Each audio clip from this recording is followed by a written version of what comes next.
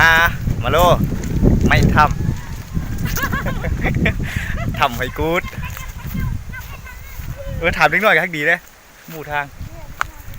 โน่นบรรยากาศถ้ำตัวไหนวะอันนั้นวะโน่สูงๆเลยโน่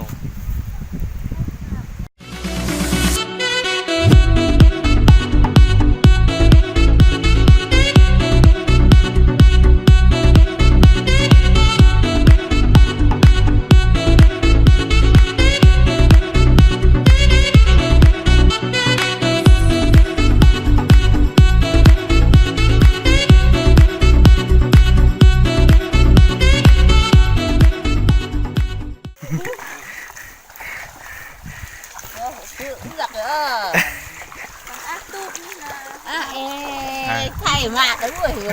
ไข่มาด้วยไปใส่มาไปใส่ดูมันผ้าพันโลยุ่งผ่านอ่ะก็พูดภาษาลาวกันเถอะนี่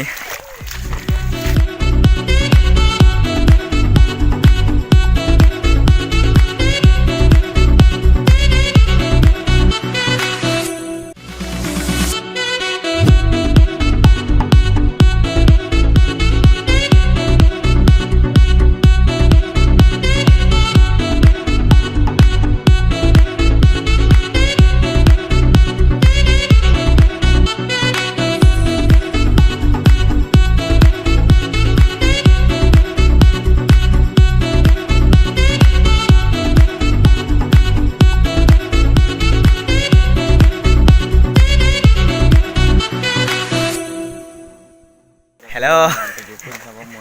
แต่มึงว่ามึงมีปูปลาเนาะอันนี้คือบรรยากาศของทำให้กูดถึงจะเมื่อยแต่ก็คุ้มค่าอากาศอยู่นี่เย็นสบายนี่ก็มีคนมาอยู่2 ตัวเขาเรียกว่าตู่มะเขือสบายดี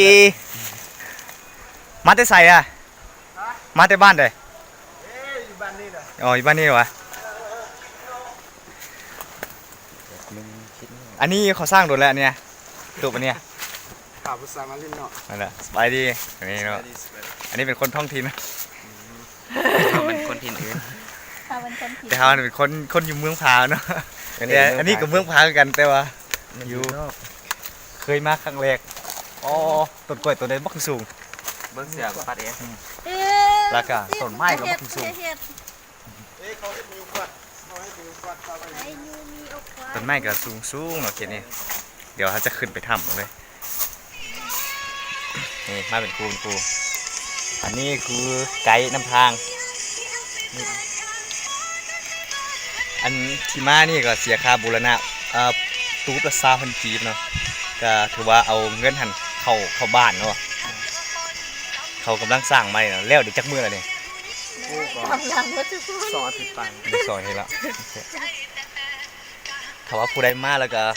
ลักษณะคือเฮาเนาะมาแต่บ่เคยมาจักเทื่อเดี๋ยวนี้มันก็จะเป็นไกด์อันนี้เนาะจะเป็นไกด์นำเที่ยวถ้ำนี่กันว่าเลิกสมควรได้มันเป็นถ้ำน้ำรอดเนาะอยู่ที่บ้านกินพาเมืองผาอุดมแขวงบัวแก้วนี่เนาะนี่เนาะเหล้ากันจะเป็นโจ๊กไม้แบบนี้เนาะธรรมศาสตร์แบบนี้เนาะนี่นะบ่ได้เป็นโจ๊กแก้วคืออยู่ในเมืองเนาะเย็นอันนี้เป็นคนมานี่ไม่เด้อเอามานี่เป็นเฮ็ดหยังนึงเห็นกินเหล้ากินเบียร์อยู่หั่นสลองปีใหม่แล้วเนาะ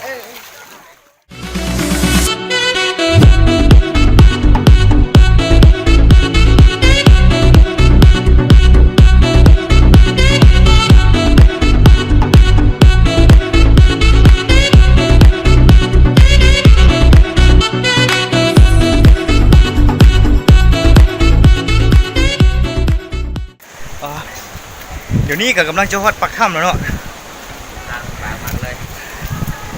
นี่เนาะว่ารู้สึกว่าจะเริ่มหนาวแล้วน้ำตกมันแห้งแถวนี้ต้นไม้ใบหญ้าอะขยงเลยเนาะ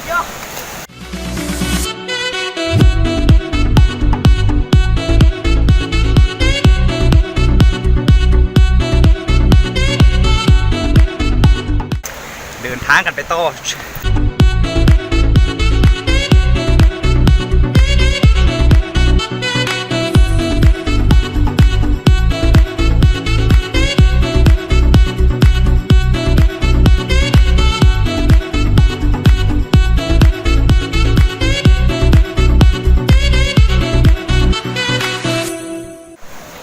นี่เนาะมาเจ้านี่เนาะ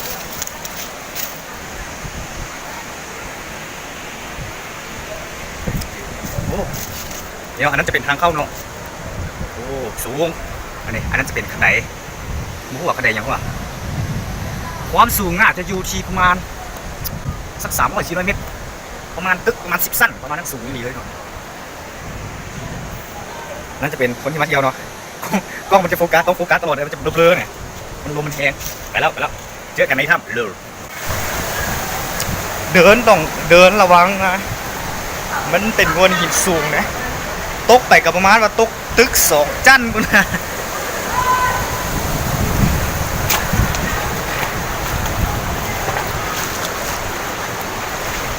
น้ำเย็นสบายโอ้โบกได้ระวังงามอีหลีเลยไม่เคยเห็นถ้ำใส่มันงามสักนิดหน่อยอยู่เมืองพาเดี๋ยวก็ต้องเปิดแบบน้ำเพียงกลางคาไว้เนี่ยเริ่มมืดถ่ายกิ๊กแล้วเนาะไปจังไดวะ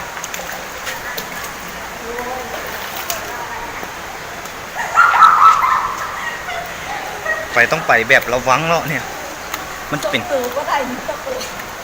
นงูหิมเนาะเนี่ยต่อมืดรูปๆไปจังสิอีพีนี่ต้อง มาปีนทำเอาลงบนได้ปะเอาโน่นอันนั้นจะเป็นคนทั้งลุมอีกกระเจ้าไปเพราะเรา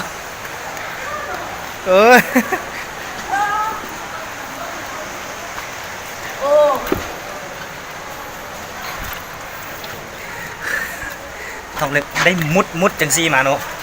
มืดดิเดี๋ยวเปิดไฟก่อน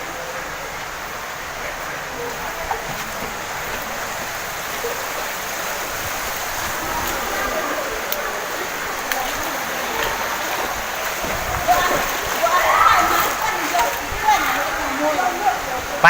มึงไปค่ะแฟตโทรศัพท์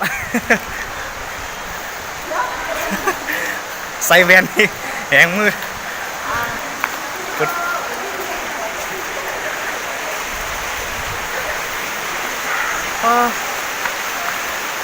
อย่างสุดท้ายเนี่ยหินย้อยหน่อยพวกเนี่ยความสวยความงามมันจะเหลื่อมมันมีสุดยอดนี่ก่อนนี่คัดไว้ได้เลยคนนี้เราเห็นมองประทานอยู่นี่เนาะเดี๋ยวโฟกัสจอเดี๋ยวนาลีไปย่องอยู่บนนี้กันที่ท้ายหูย่องตอกแสงมันเนี่ยโอเคถอยไม่เป็นไรเดี๋ยวท้ายอันนี้โอเคนั่นนี่ไม่ได้ใช้บุกมือรอนั่นหินยอกหินย้อยเอาชิดผมมึงแฟดแจงเลยเนาะหินยอกหินย้อยนั่นนี่เองพี่งามติดแพด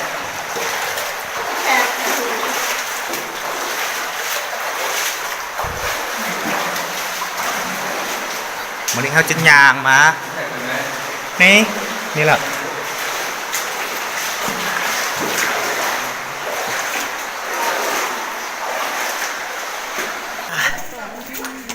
มารอดละนี่ทางขึ้นยางมาไก่เติมยางไม่ดีแล้วน้ำมันหายเนาะแปลกใจแล้วน้ำมันเป็นตั้งใดวะตกน้ำละ10แล้วหัวมันอยู่ใส่หัวน้ำน่ะอยู่เทิงยังเครื่องมานี่เนาะอันนี้บรรดาผู้ที่พาเขามาเที่ยวนี่นะอันนี้เป็นทีมของเรา4 คน เดี๋ยวทางเดินทางไปตัวเอาบุขึ้นมาละเอาบุขึ้นมาบุขึ้นกำลังขอบใจหลายเด้อโดยการอาจจะมาหลายกว่าเก่านี่เนาะแต่เขาจะบุมาแล้ว กูกลัวความสูง นี่เมื่อ นี่กูไปก่อน เอาเสือก่อนถึงแม้กูอยากก็สูง มัน เนี่ย โอเคตอนนี้ขนาดลูกขึ้นไง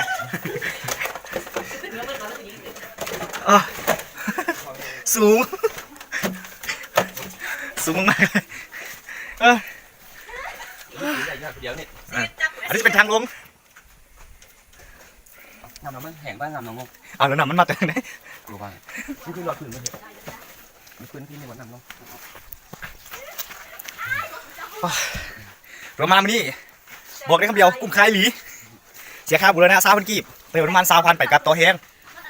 ห่างจากเมืองผามาประมาณเท่าไหร่วะ3 กิโลประมาณนั้นน่ะแต่ทางอะค่อนข้างจะลำบากอยู่เดี๋ยว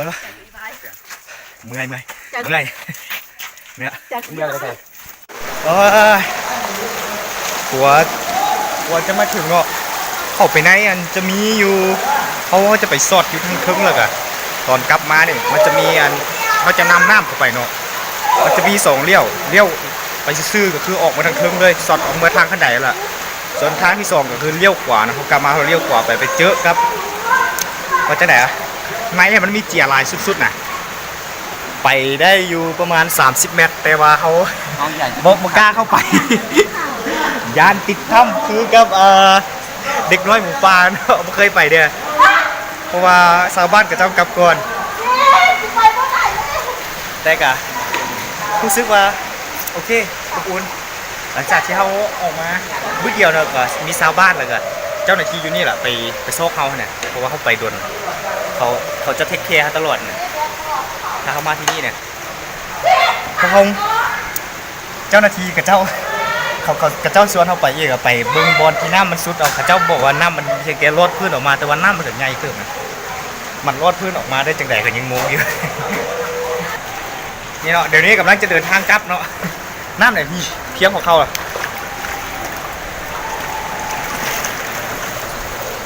โอเคถึงมันจะไกลแต่ก็คุ้มค่าพอเจ้าหน้าที่เขาเทคแคร์เขาดีสุดหลังจากที่เขาออกมาเราเขาไปประมาณชั่วโมงนึงแหละเจ้าหน้าที่กับเจ้าเข้าไปนำเราคือเอาของร้อนบ้านประมาณนี้แหละใส่สุดหลายๆใครคือฐานนี่แหละคู่กันกับเจ้าเข้าไปนำเขาเรากับเจ้าว่าไปฮอดเสด็จนะถามเขานะพอดีตอนไปเขาเกือบไม่ได้บอกกับเจ้าเนาะว่าตอนที่พี่ว่าจะให้กับเจ้าไปส่งกับเจ้าก็โอเคแต่ว่าเอาเราเปลี่ยนแผนก่อนไปนำชาวบ้านเลยแต่ชาวบ้านกับเจ้าส่งไปฮอดบอลทางออกขึ้นกระไดกันไปแล้วเขากลับเลยคุ้มค่าหลีเนาะ